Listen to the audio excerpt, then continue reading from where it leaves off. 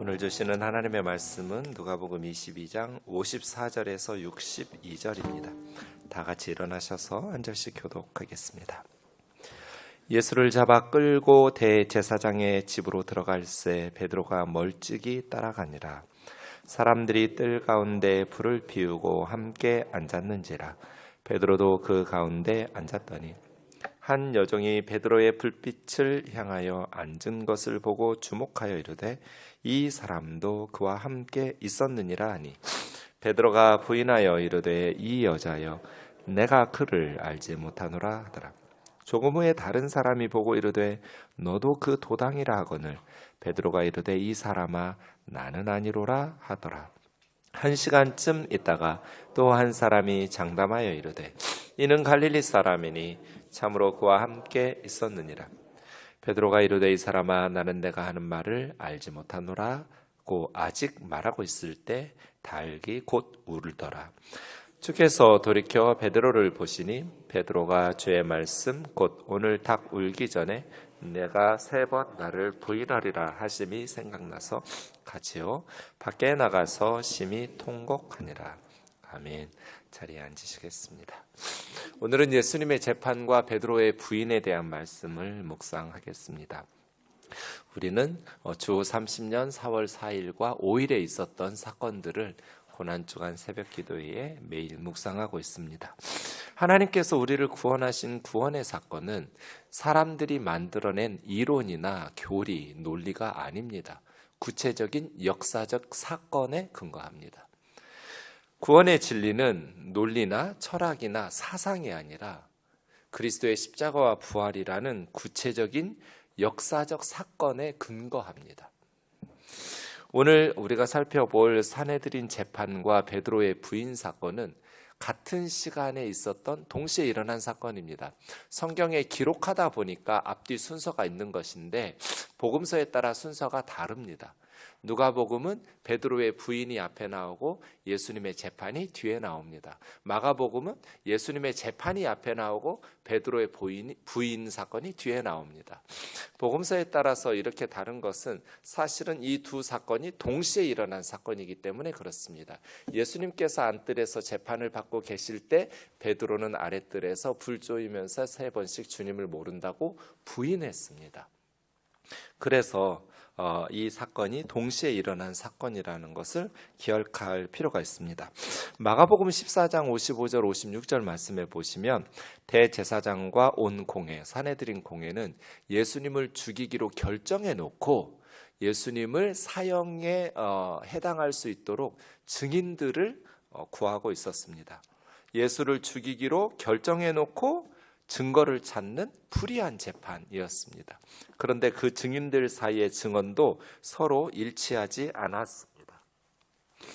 오늘 본문 바로 다음에 있는 누가복음의 예수님의 재판의 내용 63절부터 보시면 예수님께서 그 재판 받을 때 지키는 사람들에 의해서 희롱을 당하면서 매맞았다고, 예수님을 희롱하고 때렸다, 겉옷으로 예수님을 가리고 누군가가 가격한 후에 겉옷을 다시 거두고 우리 중에 누가 너를 때렸는지 맞춰보라는 이 잔인한 선지자 게임, 아주 잔혹한 조롱 섞인 모욕을 주었습니다. 그 외에도 많은 말로 욕하더라 그렇게 기록되어 있죠. 예수님을 때리고 모욕하고 욕하고, 베드로는 예수님이 당하시는 이런 모욕을 다 보았습니다. 그리고 말도 안 되는 증인들이 예수님을 죽이려고 거짓 증언하는 내용들도 다 들었습니다. 마음으로는 당장이라도 예수님에게 달려가서 내가 증인이라고 거짓말하지 말라고, 예수님은 그렇게 죽일 만한 악한 짓을 한 적이 없었노라고 누구보다도 확실한 예수님의 편에 서서 변론을 해주고 싶었지만 베드로는 그럴 수 없었습니다.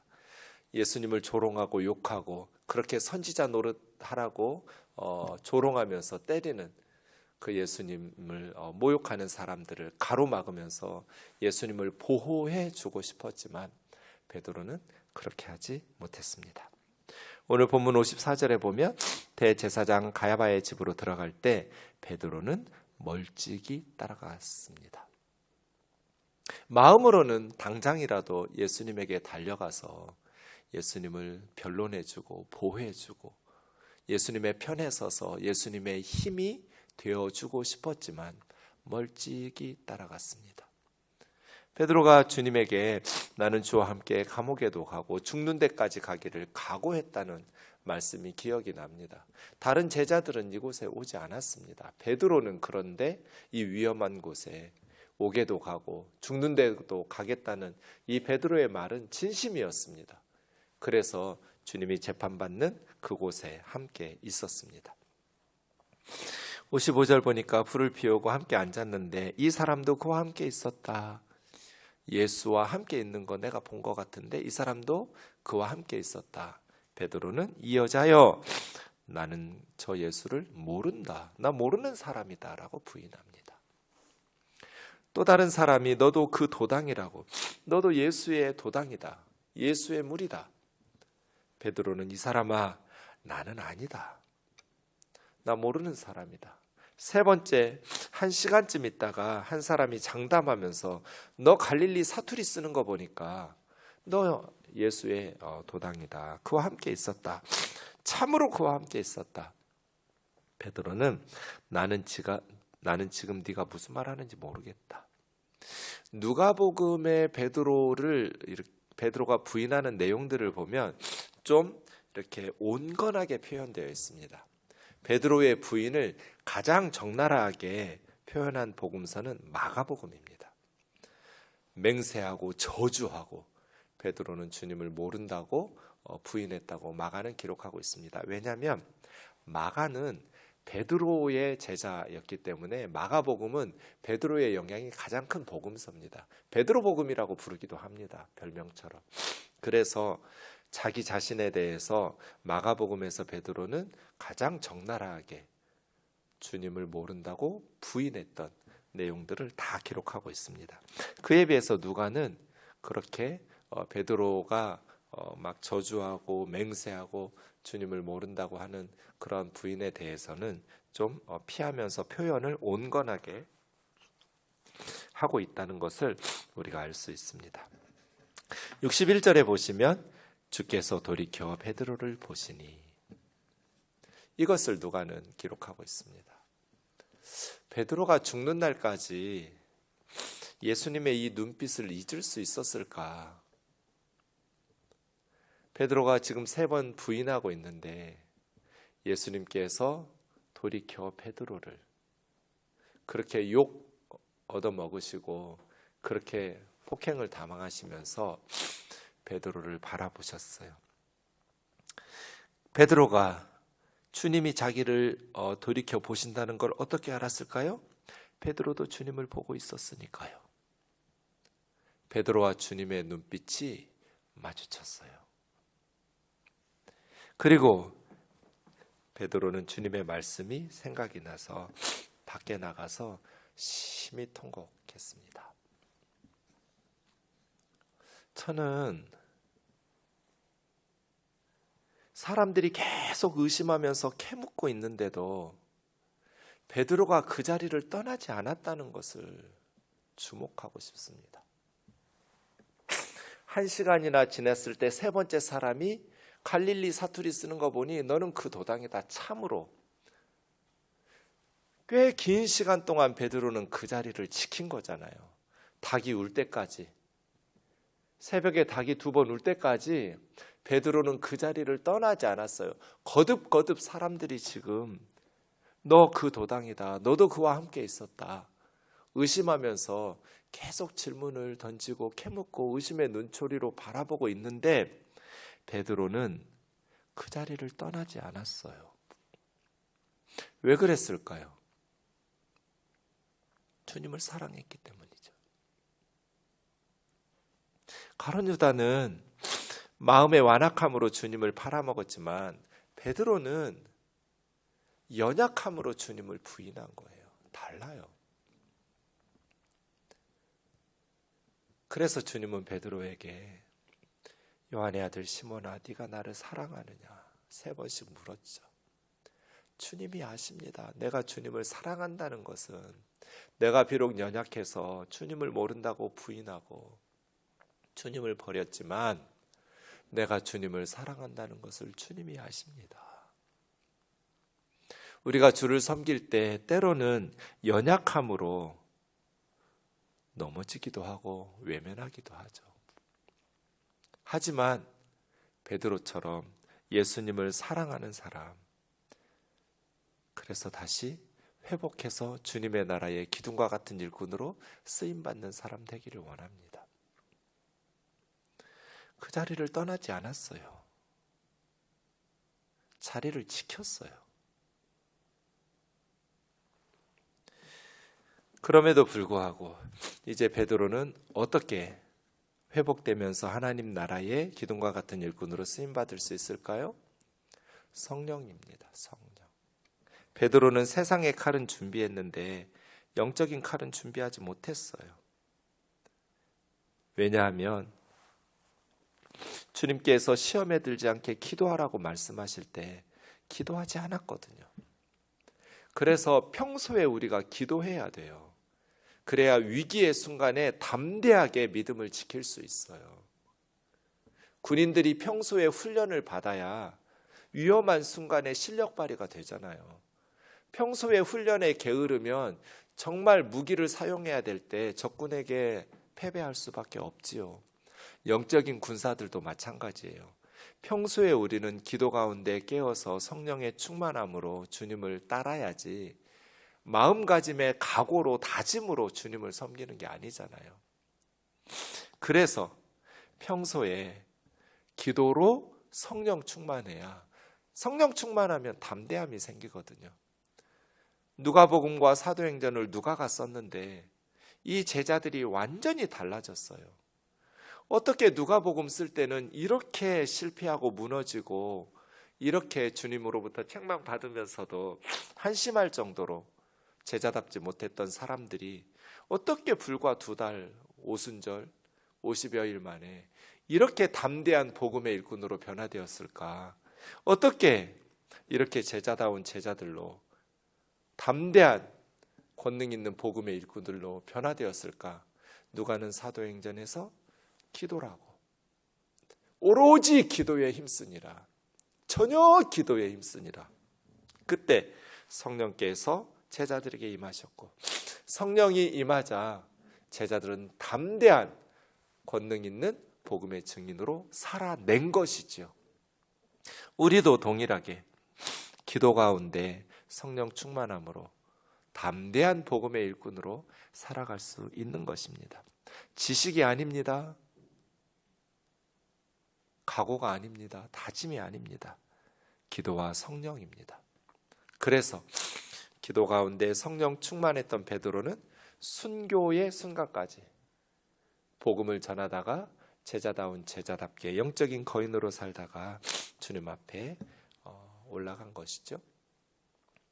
베드로의 회복에는 우리가 지난 시간 함께 묵상한 것처럼 32절이 있습니다. 너의 믿음이 떨어지지 않도록 내가 기도했다. 돌이킨 후에 너의 형제들을 굳게 해라. 주님은 알고 계셨습니다. 베드로가 영적으로 회복된다는 것, 회개하고 돌이킨다라는 것을 알고 계셨습니다. 우리에게 가장 강력한 영적인 무기는 우리의 기도가 아니라 주님의 중보기도입니다. 우리가 세상을 예수님의 제자답게 살아낼 수 있는, 영적으로 믿음으로 승리할 수 있는 가장 큰 무기는 우리를 위한 주님의 중보기도예요. 지금도 하나님 보좌 우편에서 우리를 위해서 기도하고 계신다라는 것을 기억해야 돼요. 그래서 다시 일어나야 돼요. 밖에 나가서 통곡한 베드로는 영적인 기둥이 되어서 하나님 나라에 쓰임 받았어요. 그러나 주님이 기도했다라는 것을, 주님이 너의 믿음이 떨어지지 않기를 기도하였다. 돌이킨 후에 형제들을 굳게 해라 라고 말씀하실 때 가룟 유다는 기도를 안 하셨을까요? 11명의 제자들을 위해서만 기도하셨을까요? 그렇지 않습니다. 주님은 가룟 유다에게도 성찬식을 하시면서 받아 먹으라, 너를 위하여 찢어지는 내 몸이고 너희를 위하여 붓는 나의 피라고 가룟 유다에게도 떡과 포도주를 주셨습니다. 가룟 유다의 발도 세족식 하시면서 씻어주셨습니다. 가룟 유다 빼고 넌 나 팔아먹을 놈이니까 저리가 네 발은 안 씻어줘. 그러지 않았습니다. 주님은 가룟 유다를 위해서도 기도해 주셨고 그에게도 빵과 포도주를 주셨고 그의 발도 씻어주셨습니다. 세족식 끝나고 유다가 나갔으니까요. 그런데 유다는 주님이 자기를 위해서 기도하신다는 말씀을 믿지 못한 겁니다. 주님이 자기를 위해서 기도하신다는 것을 깨닫지 못했어요. 베드로는 너의 믿음이 떨어지지 않기를 내가 기도했다. 돌이킨 후에 형제들을 굳게 하라는 주님의 말씀을 기억했어요. 십자가와 부활 사건이 아무리 우리를 위해서 주님의 희생으로 우리를 살리는 구원 사건이라고 할지라도 우리가 그것을 믿음으로 내 것 삼지 않으면 우리는 구원받을 수 없습니다. 주님의 기도도 마찬가지입니다. 주님이 저와 여러분을 위해서 중보하며 기도하고 계신다는 것은 역사적 사실이고 객관적 팩트예요.